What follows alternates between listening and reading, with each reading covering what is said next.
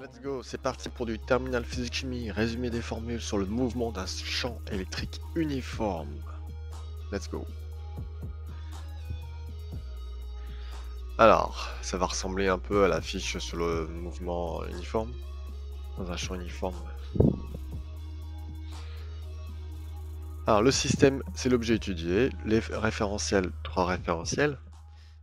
Intérêt supposé galiléen, géocentrique et héliocentrique. Bon, surtout dans cette partie-là, ce sera surtout intérêt supposé galiléen, puisqu'on est dans des particules.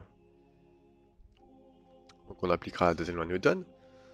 Somme des forces extérieures est égale à masse fois accélération. Il faut connaître absolument la formule de la force électrostatique. Fe est égal à Q fois E. Q représente la charge et grand E le champ électrique. La charge Q est égale à K fois petit e. E, c'est la charge élémentaire, c'est la constante d'une charge. Et K, c'est le nombre de particules. Attention, ça peut être positif ou négatif. Si on a un électron, on mettra un -1 ici. Si on a un proton, on mettra +1. Attention, E, c'est toujours dans le sens du plus vers le moins. Et il est toujours perpendiculaire aux plaques. Donc si Q est négatif, le vecteur F et le vecteur E sont de sens opposé. Si Q est positif, le vecteur F et le vecteur E de même sens. Petite formule sur E. E est égal à U sur D si on vous le demande de calculer le champ. C'est des volts par mètre, avec U c'est la tension entre les deux plaques et D c'est la distance qui sépare les deux plaques.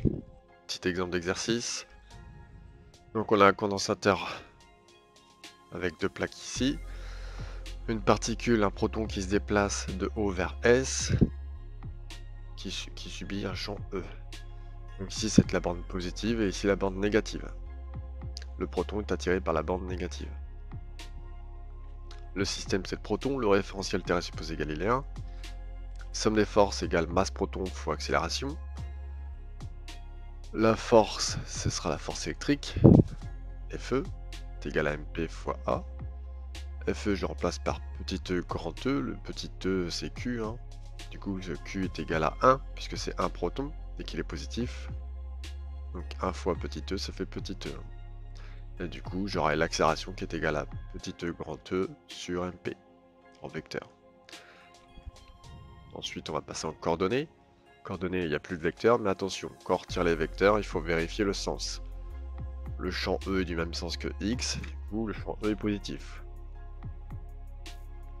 Du coup, AX sera égal à petit e grand E sur mp. Pourquoi? Parce que le champ E, il est parallèle à l'axe des X. Donc il n'y aura pas de Y. On fait la petite primitive pour passer à la vitesse. Du coup, on fait fois t plus les deux constantes d'intégration. Et comme on n'avait pas de vitesse initiale, le vecteur V0, C1, C2 pour V0x et V0y égale à 0. Donc du coup, la vitesse, je vais avoir Vx de t égale à E fois grand E petit t sur mp. On fait une primitive pour avoir la position. Donc, comme j'ai déjà un t, je vais faire fois t sur 2, donc ça me ferait t carré sur 2. Le 2 devient ici, plus une constante 3. Et là, la primitive de 0, c'est une constante 4.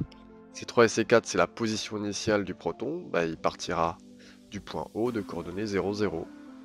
Du coup, mon équation horaire de position de mon proton, x de t sera égal à E fois grand E fois t au carré sur 2mp, et y de t égale à 0.